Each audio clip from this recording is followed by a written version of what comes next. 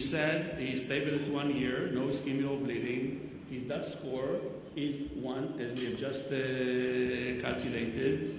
He's post-MI, he's diabetic, he has diffuse disease, he has 5 drug-eluting stents. So with this additional information, and based on what we have heard, and everyone with his clinical judgment, what will be the answer? At this point, it's the same question. I would like you to vote if you like.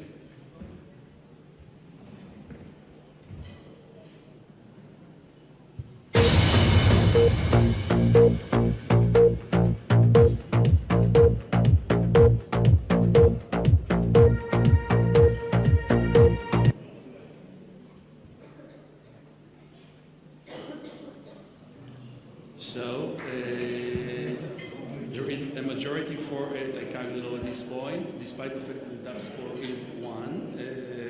None is for the second one, and clopidogrel, Jonathan, for you is, I can say, 8%, and the prasugrel is very small. Now I'd like to ask the panel what's their intake from that, and we'll start from right to left. Ellie, what do you think about, how would you evaluate this patient?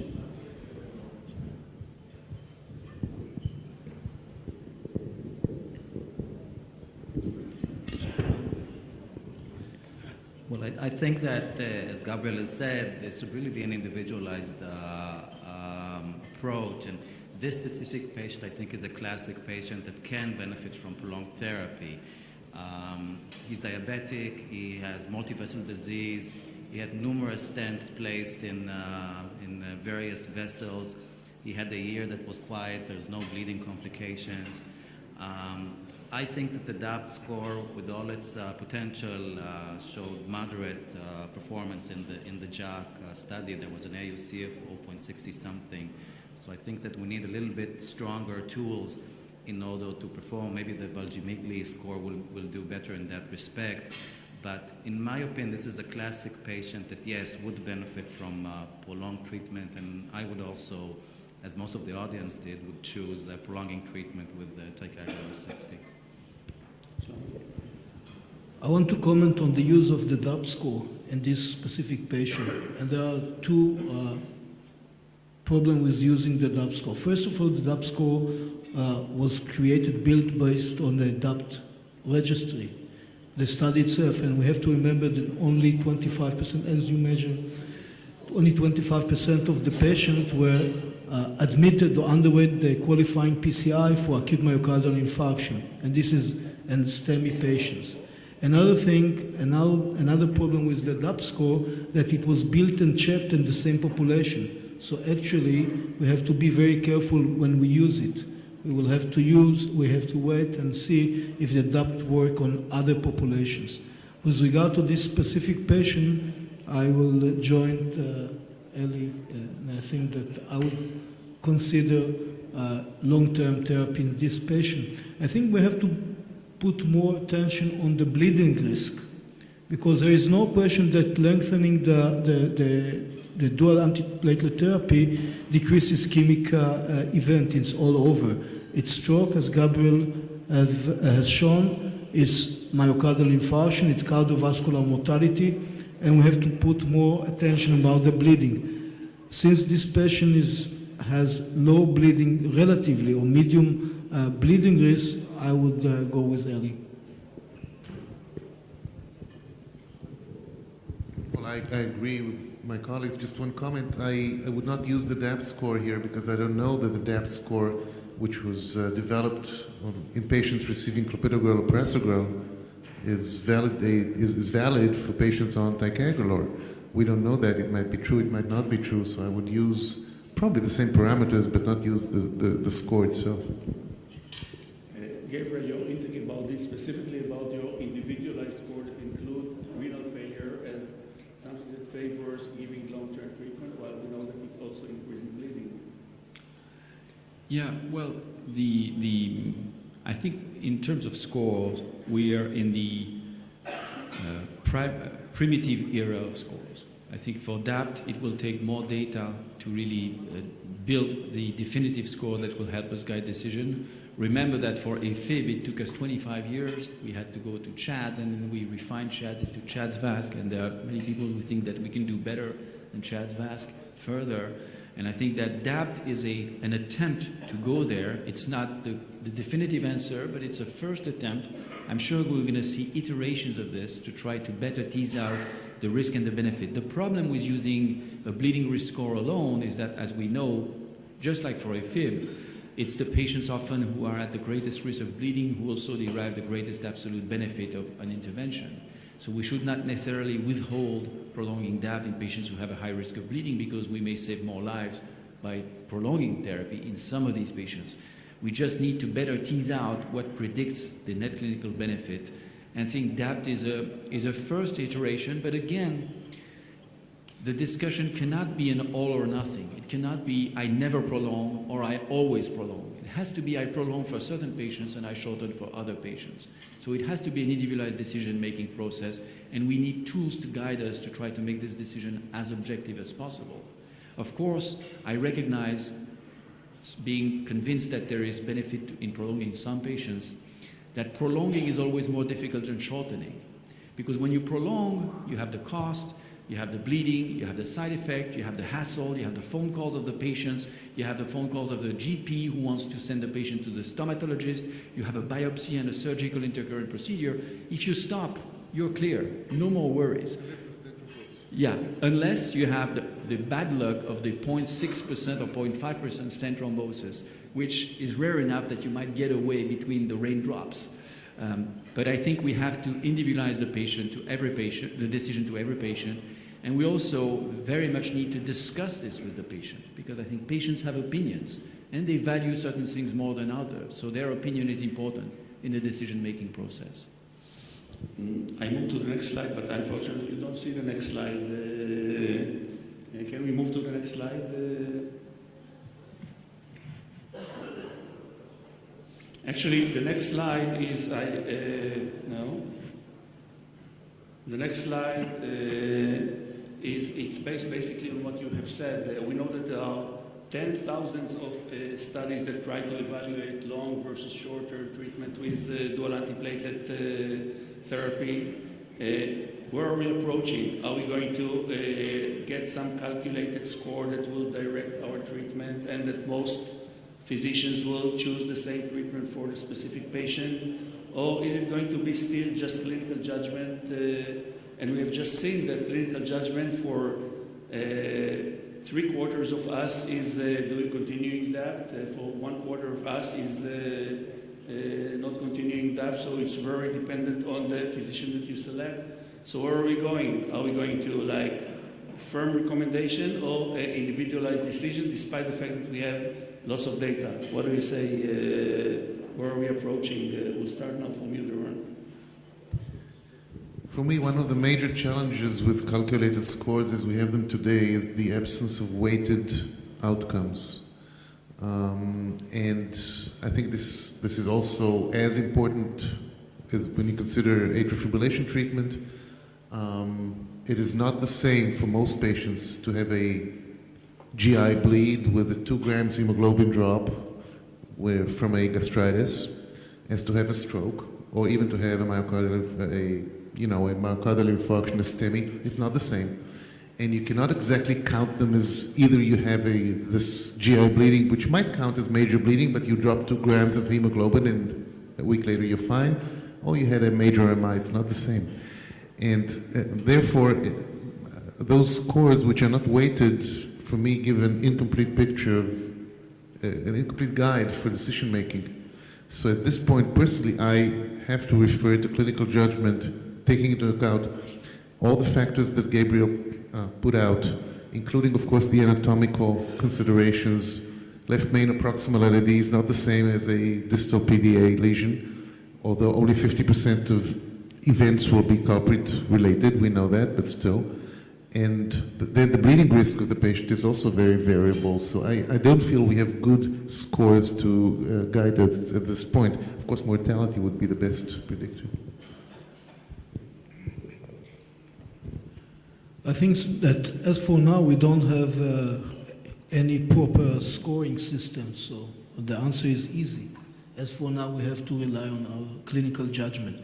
I think I would like to add two pieces of information to what we call clinical judgment. First of all, usually we don't read the exclusion criteria in papers. In Pegasus, there are a couple of interesting and important exclusion criteria, which include prior stroke, for example, and recent bleeding or surgery, and we have to take it into consideration. That's another tool. To further complicate the issue, and you, Gabriel, mentioned it regarding bleeding. There are a couple of retrospective analyses from the Pegasus study showing that patient with PVD, patient with renal failure, patient with diabetics who are more likely to bleed and to have complication with therapy are those that benefit much more than others. So then clinical judgment is complicated, but that's what we have as for now. Shlomi, I must remind you something that I remind you, like in most of these conferences, that we have a mutual patient that he comes to you and you tell him, don't continue, and he comes to me and I tell him, yeah, you should continue, so what does the patient should do? That's clinical judgment, and clinical judgment varies among physicians. So that's a limitation of clinical judgment, although that's what we do always. Eli, what do you think about it? You know, I would glad to have something like CHAT score or Hasbled, and I can sit in the office and calculate the patient and get ended with a number and say you should or you should not, but we don't have it as for now. Therefore, we have to rely on clinical judgment, and it's important to have and to consider as much data as we can. Eventually, of course, you by yourself said, you see, 40% were voted in favor and 60%, and this is clinical judgment. I think that what we're seeing is sort of a pendulum, you know, in 2007-8 with the big scare about late stent thrombosis with the first generation DS, all of us gave DAPT for years. Then came the new generation DES, which appear much, much safer in terms of the low rates of stent thrombosis, and together with the studies and short duration of DAPT, we sort of felt comfortable on shorter durations of DAPT. And now come the DAPT and the Pegasus study, which, if anything else, give you a legitimation to continue DAPT in certain subsets of groups. What are these subsets? It's difficult.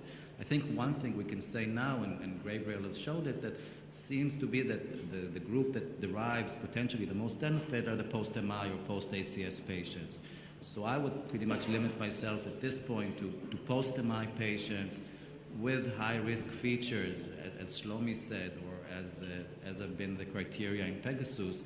And I think that together with your impression of a low risk of bleeding, those would be the patients that at this point I would continue DAPT for them. I don't know. I think that the reason, Eli, for this pendulum is that the understanding that, first of all, that many of the events that might occur after acute coronary syndrome has nothing to do with the stent itself. We know from the DAPT study that at least 50% of the reduction in myocardial infarction is among patients who did not have stent thrombosis. And from the prospect study, that's a slide that I took from one of your lectures, we know very nicely that at least 50% of the event after acute coronary syndrome, once again, has nothing to do with the culprit lesion, but from other, where we're dealing with a systemic disease, and it comes from other part of the coronary tree. So I think that's explained the pendulum. It's our, beside the quality of stent, it's our understanding of the disease. I'd like to move to question number 3 that you can all see on the screen. And basically it says that if the patient was initially on prasugrel, same patients was on prasugrel, again stable after 1 year, then what would be the choice of treatment at this point? And you have all these options. Can we start voting?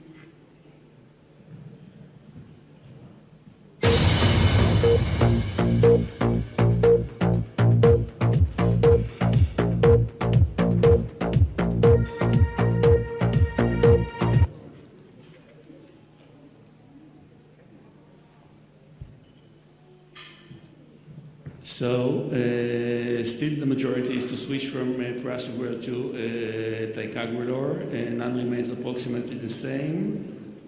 Switch to clopidogrel gets a higher level. What do you think about this? Gabriel, we'll start with you. Does it really change, matter whether the patient was on clopidogrel, on prasugrel, on ticagrelor when we decide to make the switch?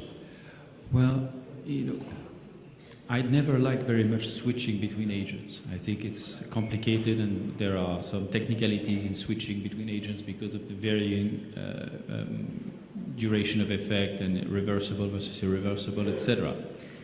That being said, the greatest amount of evidence we have in sheer numbers comes from Pegasus. Pegasus is by far the largest study, and patients enrolled in Pegasus had previously been on clopidogrel or prasugrel or ticagrelor. They were not necessarily all on ticagrelor.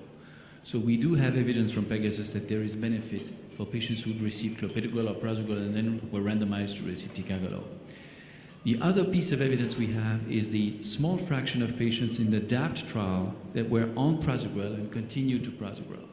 And they seem to do fine. But we don't have a dedicated long-term therapy trial with prasugrel. And with respect to switching from prasugrel or ticagrelor to clopidogrel, there's simply no data from a randomized trial. There's only observational data, which is very weak. So I think the two options that are not unreasonable, but we have to be cautious, either switch them to ticagrelor or continue with prasugrel 10 milligrams. And I think both have benefits and issues.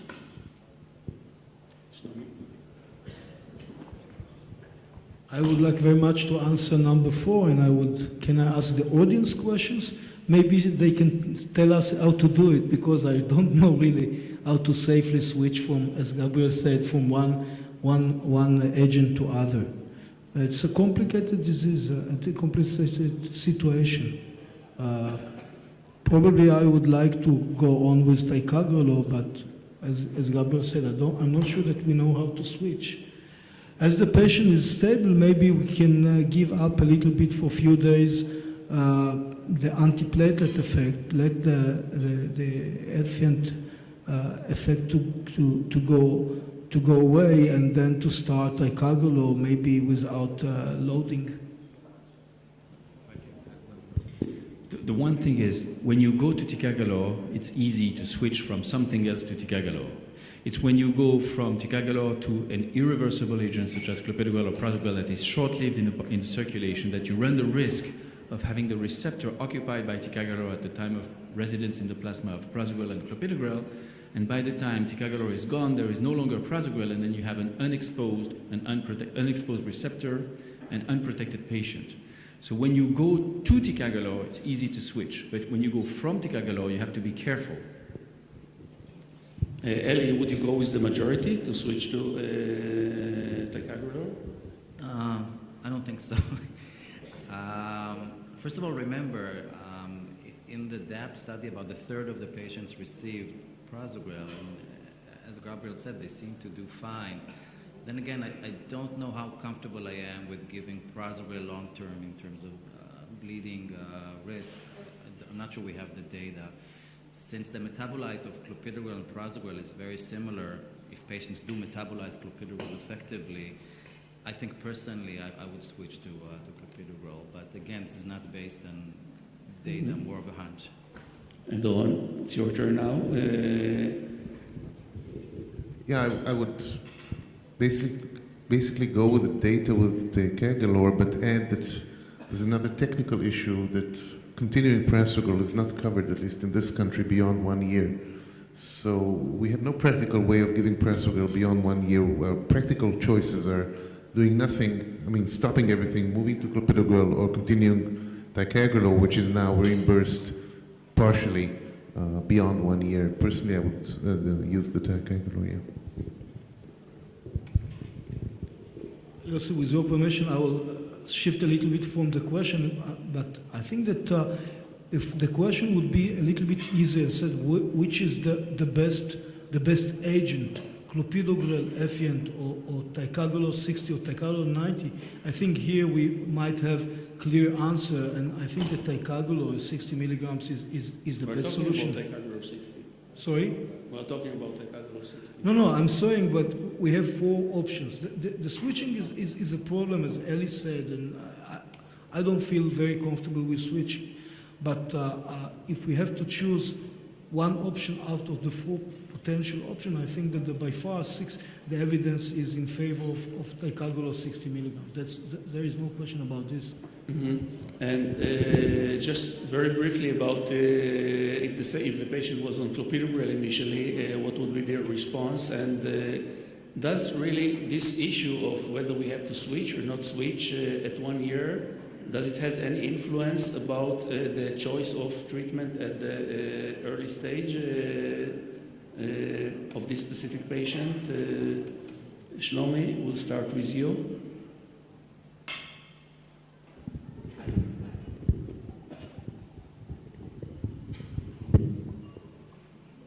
I was not aware of your slides. I think I have just answered this question by saying that ticagrelor 60 milligrams is the best solution. We'll have to, probably I will switch to ticagrelor 60 milligrams. Mm-hmm. And should we start ticagrelor just because that's what we want to continue after 1 year? Should that dictate our decision about initial treatment? Yes, I think so. Mm-hmm. Mm-hmm. Yes. Gabriel, what do you think about that? Well, let me put it another way. In situation we use ticagrelor for all ACS patients, never to use clopidogrel, and for those patients whom we use clopidogrel, it's because there's a bleeding risk, such as being on oral anticoagulant or for some other reasons. So typically would not be faced with the choice of switching. We would continue ticagrelor, and I think that's the best solution, is to start with 90 ticagrelor and dose back to 60 milligrams BID when you get to a year. To me, this is the best treatment that's available today.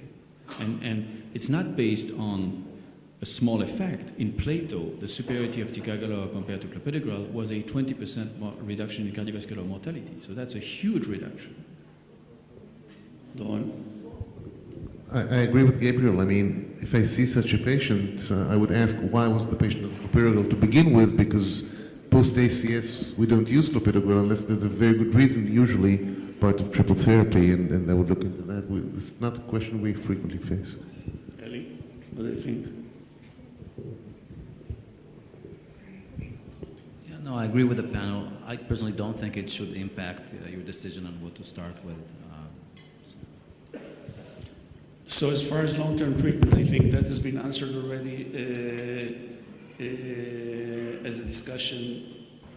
Now we move to the next question. Next slide. Next slide, please. So as far as long-term treatment,